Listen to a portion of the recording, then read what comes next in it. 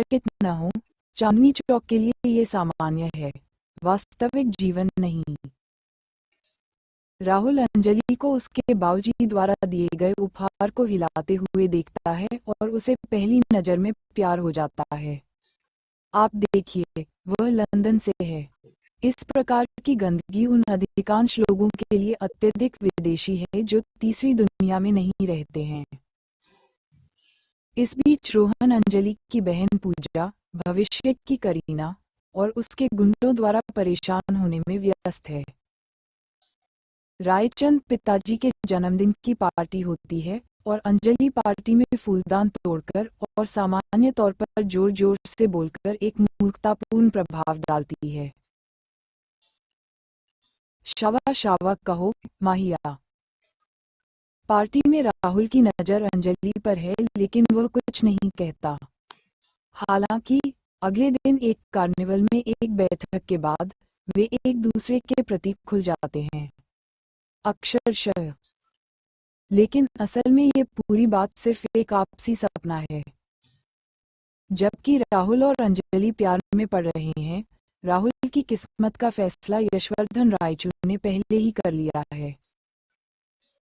इतना ही नहीं, वह लड्डू को बोर्डिंग स्कूल भी भेज रहे हैं।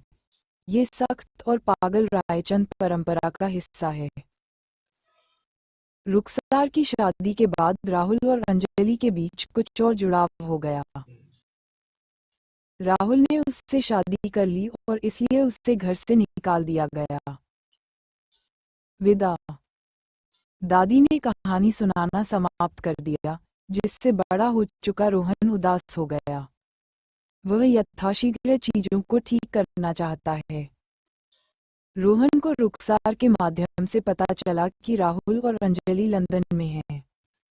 इसलिए वह अपना बैग पैक करता है और उन्हें ढूंढने निकल पड़ता है और अपने परिवार को बताता है कि वह एमबीए करना चाहता है। और जाहिरा तौर पर जब हमारे पास फेसबुक नहीं था तो लोग इसी तरह से लोगों को ढूंढते थे। रोहन राहुल को ढूंढने में सफल हो जाता है और उसके पास एक योजना होती है। आप पूछते हैं, राहुल का जीवन कैसा है? वह केवल पूरी तरह से दलाल है। उनका घरेलू खेल अजेय है और वह अपने लंदन में जन्मे बेटे, अपनी देशभक्त पत्नी और दाईजान के साथ एक शानदार जीवन जीते हैं। और उनके साथ यह रानी रहती है, अंजलि की छोटी बहन, चांदनी चौक की पूर्व प्रमुख बदमाश, कॉलेज की वर्तमान प्रमुख देवा और पूरे वर्ष देवी, पूजा। मेरा मतलब है, पू। रोहन पू के कॉलेज में शामिल हो जाता है और उसकी उपेक्षा करता है। पू एक विशेष जीवित जीव है जो ध्यान से दूर रहता है। यही कारण है कि इसकी कमी उससे इतनी परेशान करती है कि जब तक वह उससे बात नहीं करता तब तक वह उसके पीछे पीछे एक पूरा गाना गाती है। पू रोहन को घर ले जाती है और वह उसकी सहेली का भाई होने का नाटक करता है, जो भारत से आया है और रहने के लिए जगह ढूंढ रहा है।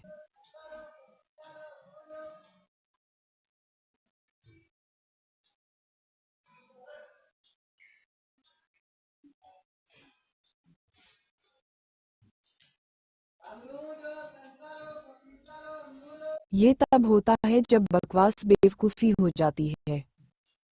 आनंद और राहुल उसे रहने देते हैं। ठीक है, रुकिए, मिस्टर राहुल। इस बिंदु पर मेरे कुछ प्रश्न हैं।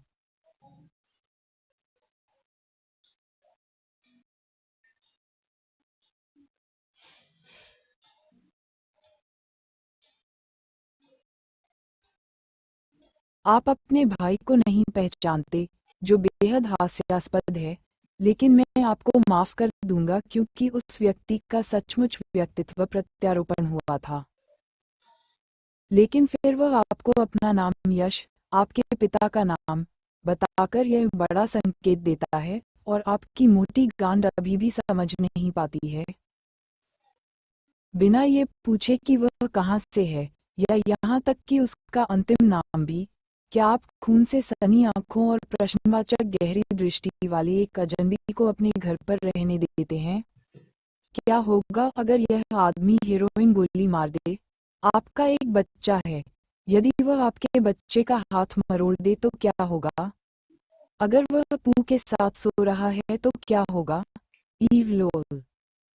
लेकिन फिर भी रोहन राहुल के साथ बातचीत करने की कोशिश करता है और हालांकि राहुल कभी कभी संदेहास्पद व्यवहार करता है, लेकिन ये पूरी तरह से उस पर असर नहीं कर रहा है। इस बीच रोहन भी कॉलेज के प्रॉम में हमारी बुरी लड़की पू के साथ गपशप कर रहा है। दादू, लड्डू, आपका टाटी गेम सही स्थिति में है। यशवर्धन रायचंद का जन्मदिन आ गया है और डेसिस के लिए अकेले रायचंद हॉगवर्ट्स में चीजें अब मजेदार नहीं हैं। यश और नंदिनी अलग होते जा रहे हैं। दाईजान और अंजलि को अपने मेहमान की असली पहचान का पता चलता है क्योंकि उनके पास दिमाग है। राहुल का बेटा कृष अपने स्कूल में श्वेत बच्चों के एक समूह के साथ भारतीय राष्ट्रगान गाता है, जिसके लिए वह पागल हो जाता है। अंदाजा लगाए कि प्रदर्शन तैयार करने में किसने उनकी मदद की। राहुल को अब पता चला। राहुल और रोहन अंततः भाइयों के रूप में मिलते हैं। हालांकि राहुल अभी भी परिवार के पुनर्मिलन के विचार से शांत नहीं है। राहुल को पुनर्मिलन में कोई दिलचस्पी नहीं है और यहाँ तक कि वह लड्डू को जाने के लिए भी कहता है। यार ने इसमें बहुत समय और पैसा लगाया, WTF। यहाँ तक कि उसने नकली MBA भी कर लिया और अब प्रोमिसेस पू के साथ रिश्ते में है, सब इसलिए क्योंकि वह पुनर्मिलन चाहता था। वह हार नहीं मानने वाला है। पूजा सुझाव देती है कि वह माता पिता और बेटे को किसी तरह कहीं एक बार मिलवा दे, और पूजा इतनी भी पागल नहीं है कि उसे इस बकवास से एक प्रेमी जैसा बच्चा मिल गया। जब माता पिता आते हैं तो रोहन उन्हें मॉल जाने के लिए कहता है, जहां उसने राहुल के परिवार को भी आमंत्रित किया है। बेशक मां की तेज समझ के कारण वह मॉल में अपने छोड़े हुए बेटे के पास जाने का रास्ता खोज लेती है। जाहिर तौर पर पिताजी नाराज हैं। कैसा जानवर है जो किसी को गेमिंग नाइट्स के सपने दिखाकर लुभाता है और फिर इस गंदगी को खींच लेता है। वह अब भी राहुल से कोई लेना देना नहीं चाहते। रोहन के चेहरे पर मुक्त हथेली के आकार का टैटू वाला प्लान भी विफल हो गया है। इसे चूसो पिताजी। अब मुझे नहीं पता कि मैं इस हिस्से को समझने के लिए पर्याप्त संवेदनशील नहीं हूँ या नहीं, लेकिन पिताजी के वज्रपात से अपना जबड़ा उखड़ जाने के बाद वह उनसे कहना शुरू कर देता है कि यही वह उत्तर था जिसकी उसे आवश्यकता थी। इसका मतलब ये था कि उसने वास्तव में प्यार किया था। राहुल, कृपया गणित करें और बताएं कि वह इस निष्कर्ष पर कैसे पहुंचे। मुझे ये समझ नहीं आया। इस पूरी घटना के बाद दादी की मृत्यु हो जाती है, जिनकी अंतिम इच्छा है कि परिवार एकजुट रहे और राहुल उनके अंतिम संस्कार में उपस्थित रहे। तो राहुल भारत आए और नंदिनी ने अंततः यशवर्धन को बताया कि वह एक बहुत बड़ा अहंकारी व्यक्ति है, वर्तनी की त्रुटि का इरादा है, और रोहन परिवार को फिर से एकजुट करने के लिए आखिरी प्रयास कर रहा है। प्लान सी काम करता है। हुर्रे! अंदाजा लगाओ कि कमरे के अंदर कौन है।